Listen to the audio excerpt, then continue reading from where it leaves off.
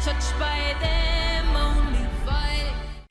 Cool Bear's got Nicki Minaj tonight on CBS. CBS Premiere Week. NCIS. You remember us? New seasons of NCIS and NCIS Hawaii return. Part of CBS Premiere Week after Super Bowl 58 on CBS. I'm excited to share that we are officially back. Here we go, season 2. Woo! It's gonna be lit. Fire Country returns, part of CBS Premiere Week on CBS. The first sled dog race of the season is canceled due to lack of snow. Hear from the Tequamanon Country Sled Dog Race Director. And Mike Ludlam recaps high school basketball tonight at 11. Good evening, everyone. I'm Sarah Blakely. Tonight on your WZMQ 19 News, new year, new laws. Some of the new legislation taking effect this year in Michigan and when. Plus, a UP veteran service officer is making a plea to Congress. How she's hoping the Senate will pass a bill she helped write that helps veterans and their families. And teens in Delta and Menominee counties now have access to more free health care services. We'll tell you how. Your 19 News starts now.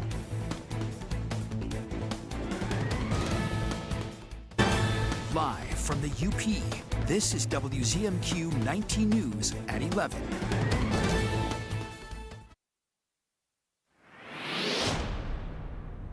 Weather alerts here from the National Weather Service. We do have small craft advisory for the lakeshore here of Lake Superior as well as Lake Michigan. It's really that northerly wind, Eagle Harbor, further east of Marquette. We'll be seeing quite a bit of wave action as we continue into our Wednesday time frame. Late night flurries 24 tonight. Northwest wind about 5 to 15 miles per hour. Our Wednesday forecast, snow showers through the morning. Temperatures dipping down into the 20s as we head for the afternoon.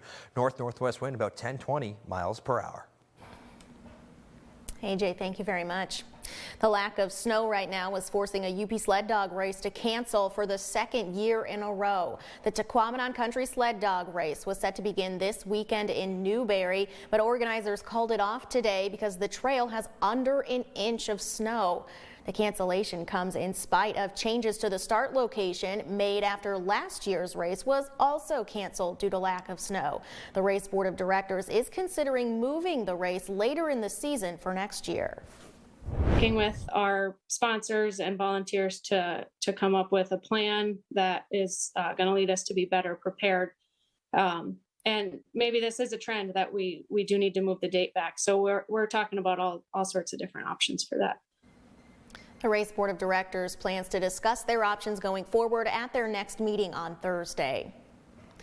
Lawmakers in Lansing had a busy 2023, passing legislation surrounding gun reform, reproductive rights, and renewable energy. Our Michigan Capitol correspondent Sophia Murphy has a rundown of some of the new laws we can expect to take effect this year.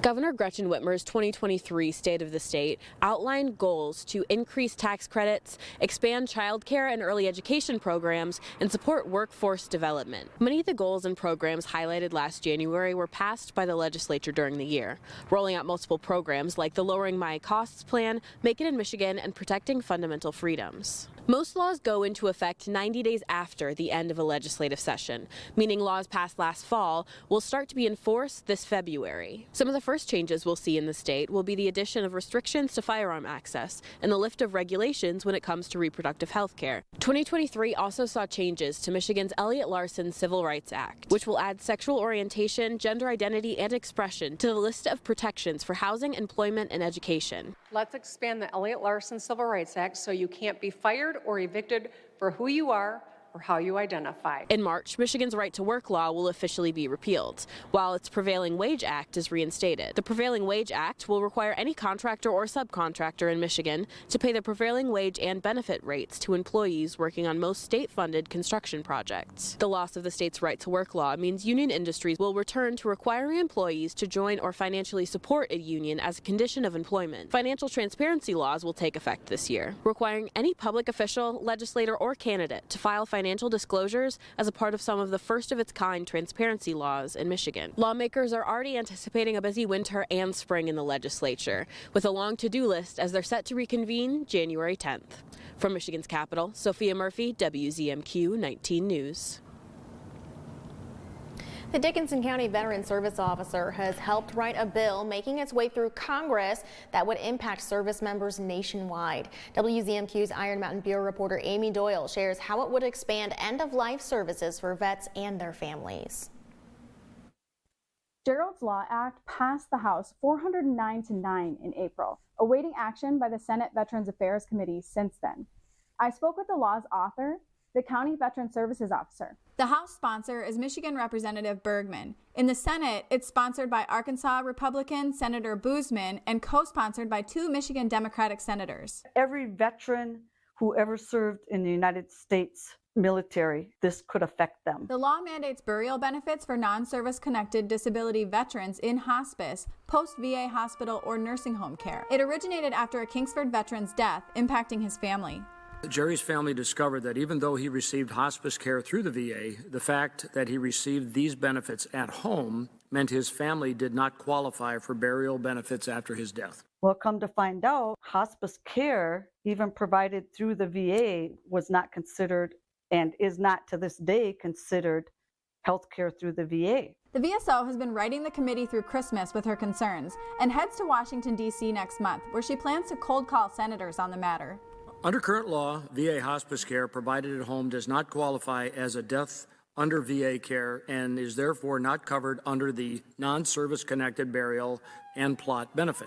You have to die in the hospital or you have to die from service-connected disability. No veteran or their family should have to worry about losing VA benefits for their family when choosing to spend their last days in the comfort of their loved ones in their own home. The financial situation at that point in their life should not be something that they're concerned about. The local VSO is urging the public to contact their senators about Gerald's Law.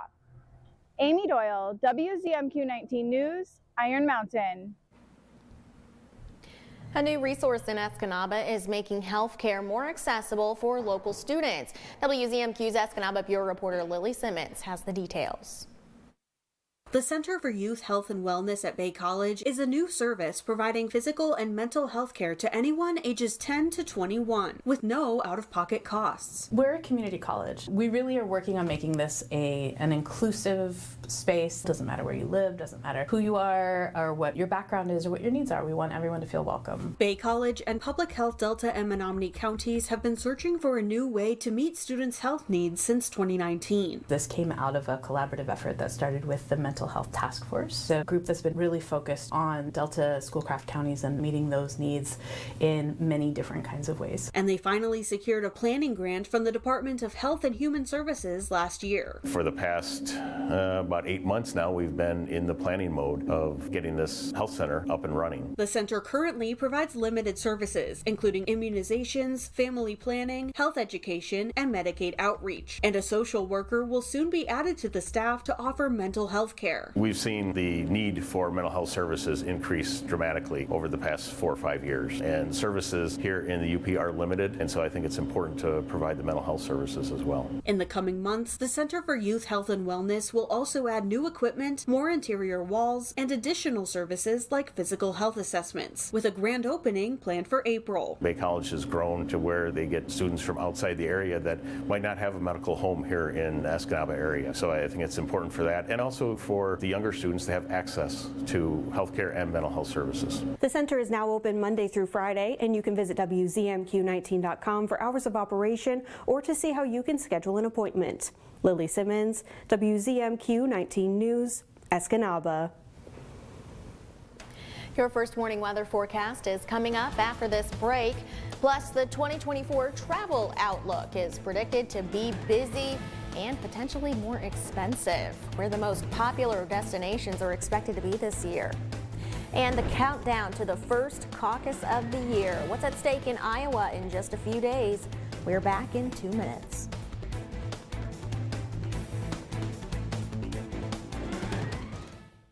"19 News is brought to you by Kirkish Furniture. Shop our huge selection of Amish-crafted dining room sets at Kirkish Furniture in Houghton. Browse our large in-stock collection and customize with a special order with 1-year no-interest financing available, plus free delivery. Shop Kirkish Furniture today. John's Auto is quickly becoming everybody's favorite place to buy get their car fixed. John's Auto is quickly becoming everybody's favorite place to fix their car. Was that right? For a better service experience, come to John's Auto Market.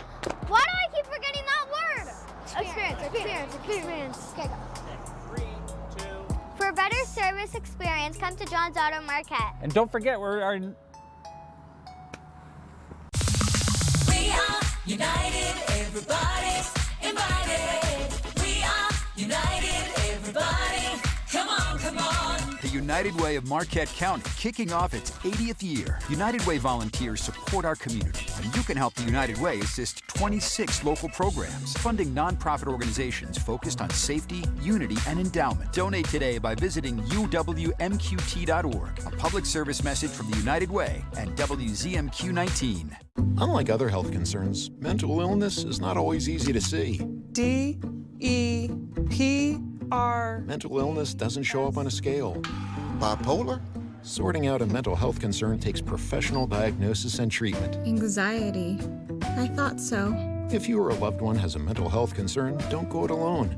For 24-hour free and confidential information and treatment referral, call 1-800-662-HELP. Learn more at samhsa.gov/support.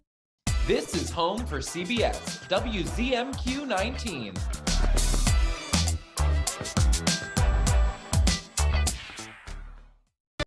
Now, WZMQ 19 News First Warning Weather with Ariane Stasek. Kind of an opposite day as we head into Wednesday. We'll see temperatures near freezing to start off, but that northwest wind associated with some colder air will be down to 23 by the time we head home from work, head home from school. So a little bit cooler out there. Be prepared for a chilly afternoon, waking up Thursday with some improvement to those temperatures, but sitting in the 20s here for the most part. So definitely another shot of some colder air working through the region here. Futurecast midnight, as you can see, the snow showers still continue off to our north, pushing into Marquette, lots, as well as Houghton, all seeing some snow as we wake up for our Wednesday morning. Some light coverings will be possible. Still some flurries lingering Wednesday afternoon into Wednesday night, but it does look like things do calm on down, especially for our Thursday. Could see a few more bands developing here. Marquette points eastward.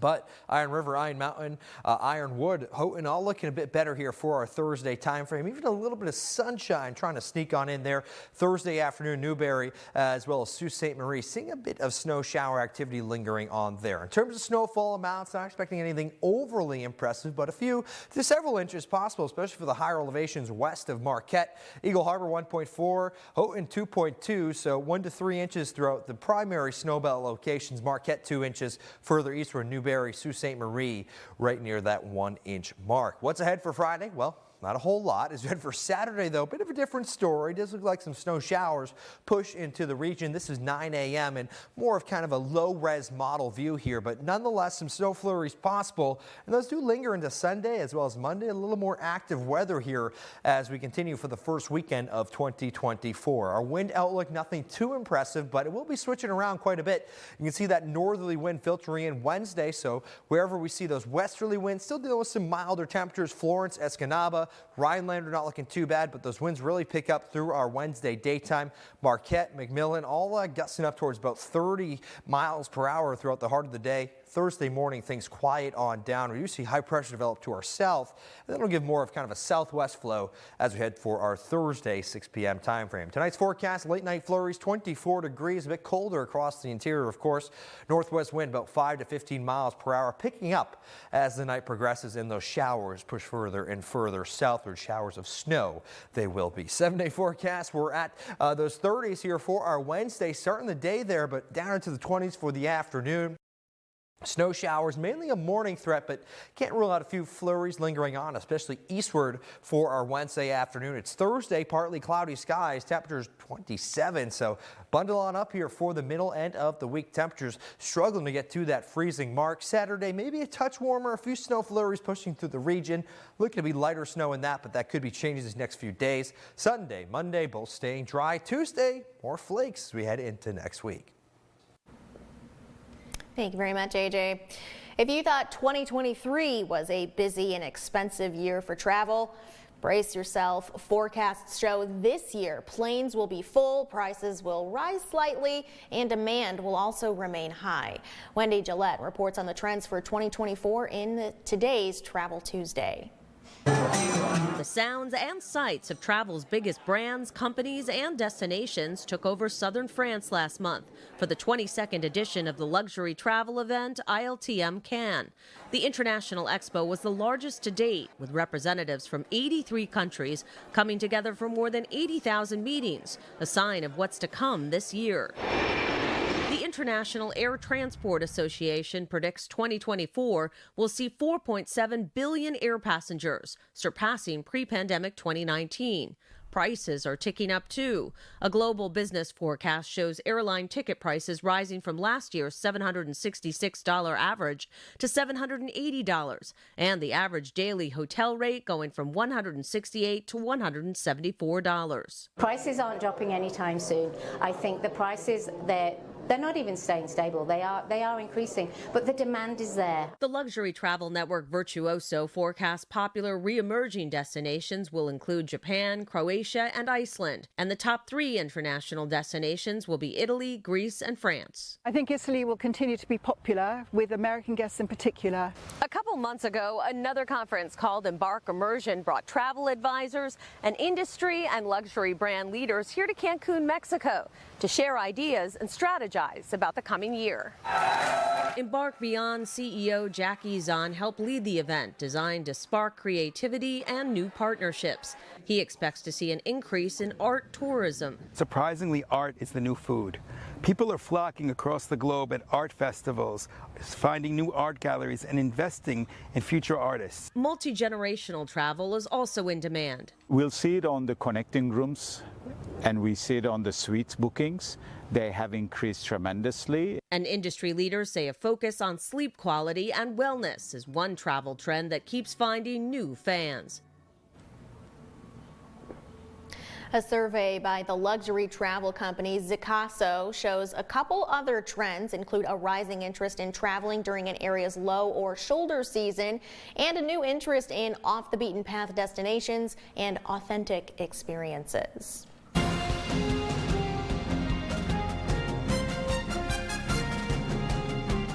Iowa's Republican voters will gather in less than 2 weeks to caucus for their presidential candidates. Former President Donald Trump is the clear front runner, leaving the other candidates to battle for second place. Natalie Brand has more details from Washington. Happy New Year. Republican presidential hopefuls are crisscrossing Iowa looking for any voter who may still be undecided less than 2 weeks from caucus night. I wish I could say exactly who I was caucusing for and exactly who I wanted, but I'm having a hell of a hard time. Jason Dent told CBS News he's leaning toward former President Donald Trump, but also has concerns about Trump's electability. I don't want to waste my vote and vote for him and then something happened to him. It's a tough call. Voter Emily Lydiak, firmly against the former president, worries about a potential second term. I don't think he would actually care about policies and helping the nation and the people of this country. I think it would just be him getting back at the people that he feels did him wrong. The latest state polls still show Trump with a commanding lead, but the race for second place appears much tighter. Florida Governor Ron DeSantis has a slight lead over former UN Ambassador Nikki Haley. Vivek Ramaswamy is a distant fourth with 7%. It's good to see you guys. DeSantis and Ramaswamy have poured significant campaign time and resources into Iowa, both visiting all 99 counties in the state. I'm leaning towards Ron for presidential candidate. Haley and Christie are focusing their efforts this week on New Hampshire, where they've garnered more support in the latest polling. The Granite State hosts the first in the nation GOP primary on January 23rd. Meanwhile, the clock is ticking for Congress to finalize critical funding bills. When members return to Washington next week, they have a short amount of time to finalize 2 giant government funding bills and decide how they want to move forward providing aid to some of our allies and securing our border. Back in November, members agreed to split the deadlines for these government spending bills. The first is in mid-January for some federal agencies. The second is in early February, essentially creating 2 dates where there could be a risk risk of a partial government shutdown. While some members are confident they can finalize these bills before the 2 deadlines, each chamber has passed different versions of these bills, so far not reaching an agreement on what the top line level of spending should be. With the limited amount of time members have, there is a possibility of members passing another stopgap measure to keep the government running, but that's only a temporary agreement. On top of all of this, members are also trying to strike a deal on additional funding for Ukraine, Israel, the Indo-Pacific, and our border security. Still ahead tonight, Mike Ludlam has tonight's high school basketball highlights. That's after this break.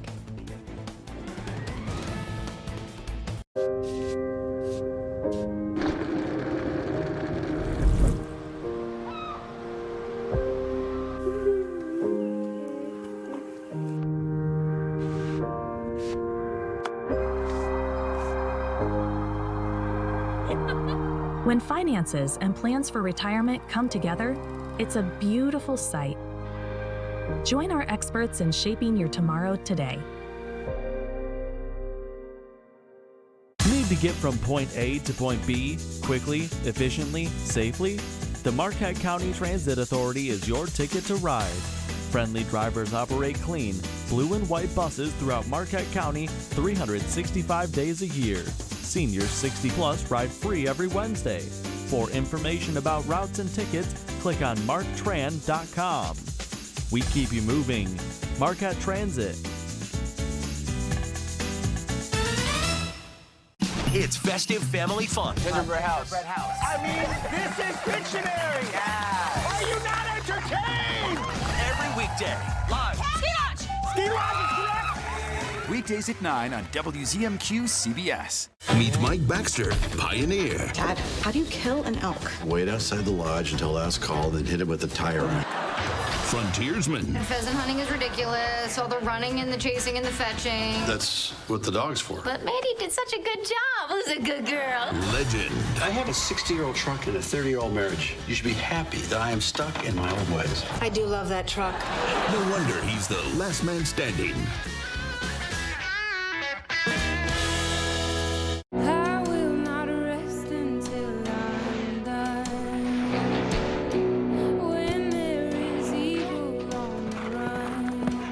Bonanza, weekdays at 2 on MeTV 19.1.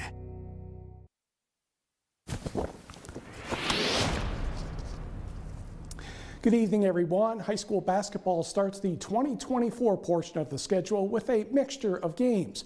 Some of the scores were close, others gave a chance for reserves to get some significant playing time.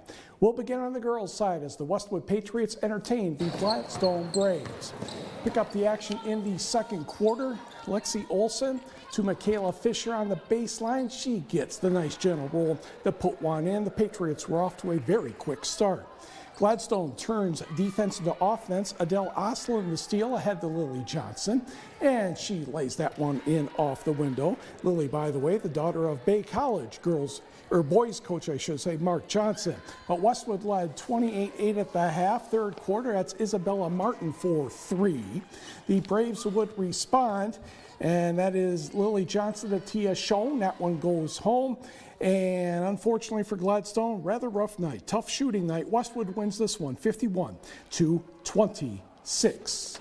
So they win by 25 if my math is good. Now to the scoreboard. Iron Mountain, a good night. Oh, that's the boys' scores. Well, why did that happen? Okay, we can catch up with that. On the boys' scoreboard, Oscar Kangas had 22 and Iron Mountain defeated Gladstone 54-41. Elsewhere, it was back to the girls. Kearney NATO over Norway, 58-44. These scoreboards are going to get the best of me, I can already tell. Forest Park, 7 better than Superior Central, 39-32. It was Munising, 16 better than Gwynn, 58-42. Houghton, 8 better than Iron Mountain. That one was 55-47. Miley Londo had 21 points for Lantz, and the Purple Hornets beat North Dickinson 50-33. In a football-related score, it was West Iron County getting past Kingsford 42-28. Calumet in the win column 55-32, taking care of Ontonagon. The Blue Jays, and that one didn't get typed in. Oconto defeated Menominee. That was 55-40. And Northern Michigan Christian over Cedarville Detour 35-30. And now he tries to figure out the score he missed earlier, and that would be Bark River Harris 51 and Manistee 33. Now let's go to the boys action, where it was Marquette at Escanaba, picking this one up in the second half, and Shane Wallen is going to drain a three-pointer. That was the second straight three-pointer he had. He had 5 total in the contest. Now for Marquette, Kyler Sager, triple try from the corner, no, but nobody boxes out Jacob McPhee. Easy put back, 13-2 run, 37-35 Marquette. Fourth quarter, luck in the corner for Escanaba. No, that's skill right there. That's Lenny Peacock for 3. The visitors still led 42-40. At the other end, Jackson Germany with a crossover dribble, and Shane Wallen says no, or thank you very much, depending on the case. He ended up with 21 points. Marquette's lead now down to 48-47. Short time later, Wallen misses a three-pointer. McPhee with the rebound ahead to Jackson Germu. He finds Kyler Sager for the layup. Escanaba trying to come back. Jason Stevenson battling tough defense, a little bit off on the shot. Ball caroms to Kyler Sager. Again, he's going to take care of business. Part of a personal 9-0 run. 61-49 Marquette. And Marquette hangs on for the 63-56 victory over its Great Northern Conference rival Eskimos. Marquette is 4-3 and Escanaba is 5-3. Now on the boys board, let's see if how well we do here. Yes, Oscar Kanga still had 22 points as the Mountaineers took care of Gladstone 54-41. Elsewhere, it was an easy win for Hancock over Lance. That one was 62-27. A big night for the Houghton Gremlins. I'm pretty sure everybody was able to play in that one. Gremlins 100, West Iron County 22. Close game down in the Southern UP. Norway 5 over North Central, 57-52. And Engadine and Manistee, that one was postponed. Have not heard of a makeup date. Michigan Tech, turning to hockey, has swept the CCHA awards for last week. Jack Works is the Offensive Player of the Week. He scored a hat trick in regulation. Oh, we'll turn on, that's where I was. In the Huskies' 4-3 victory in a shootout over Michigan State in the championship game of the Great Lakes Invitational at Grand Rapids. Blake Pietila is the goalie of the week. He stopped a career-high 54 shots against the Spartans, plus 23 more in the GLI semifinal against Alaska. Chase Pietila is the defenseman and rookie of the week. He had helpers in the semifinal and championship contests. The Huskies have an exhibition game at NMU this Saturday. And the Professional Women's Hockey League had its first game last night in Toronto. Probably didn't hear about that one, did you? New York shut out Toronto 4-0. 6 teams are in the league: New York, Boston, Minnesota on the American side, and Toronto, Montreal, and Ottawa on the Canadian side. Sault Ste. Marie, Michigan native Abby Rock is a forward with the New York team. Yes, they don't have nicknames yet. She did not score, but made significant contributions on the attack, and she's on the first team of New York's power play. A couple of the scores to mention real quick, Sarah. It was on the women's side in the Big Ten, Iowa just barely getting past Michigan State, 76-73. And on the men's side, Bucky Johnson, Iron Mountain coach, is very happy because Wisconsin's a winner, 83-72 over Iowa. Not too bad. So your first night back, how'd you do? Figure out which camera we're looking at. Look how much taller than me you are. Did have a few arguments with the camera. Those will have to be rectified later. Yeah, we'll figure that out. We're going to take a break and be right back after this. Hi friends, Richard Karn here.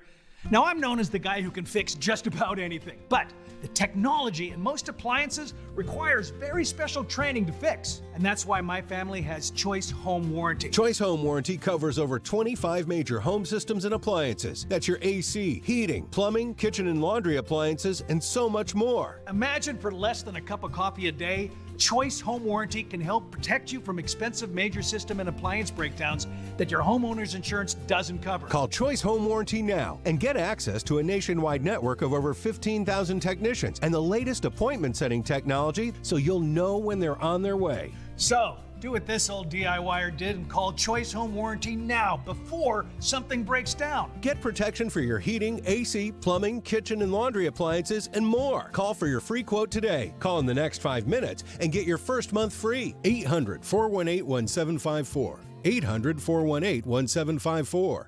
Here's your WZMQ CBS This is Home Community Calendar.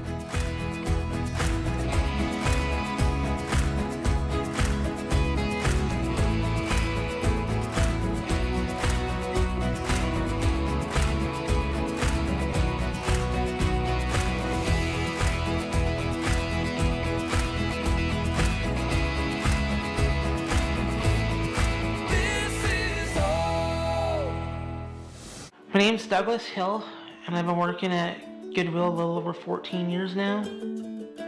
Goodwill is a place to give people opportunities, especially if they have a disability. You know, it's good to be around people, and the fact that I know that I'm not alone, it's actually changed my life for better. I would just love to say thanks for giving me the opportunity, and that I love working with the people. You know, we joke around, we have a good time, and work gets done. Supporting Goodwill helps give our clients fuller lives.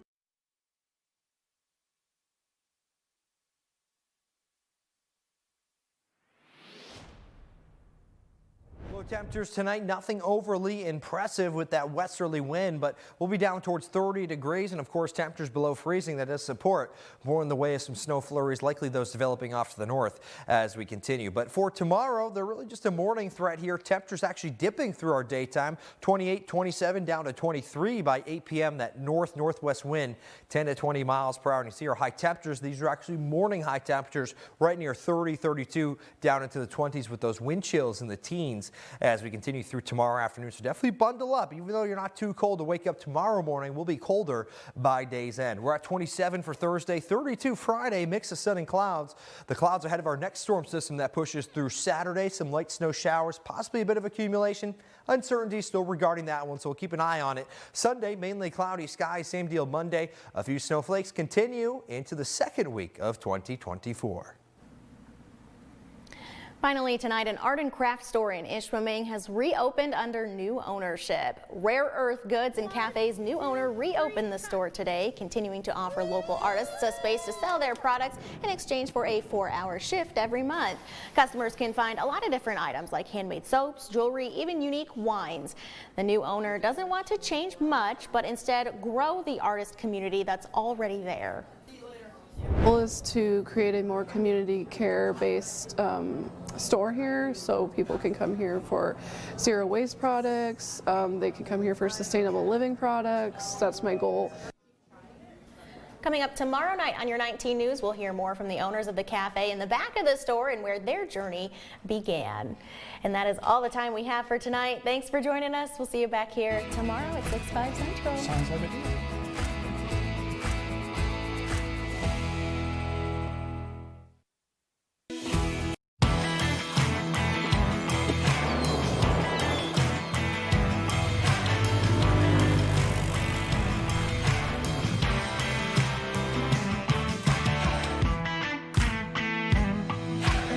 The wait is over. England Furniture's quick shipping is back at Kirkish Furniture. Choose your style and fabric and receive your furniture in as little as 30 days. Browse our in-stock selection or let our staff help you customize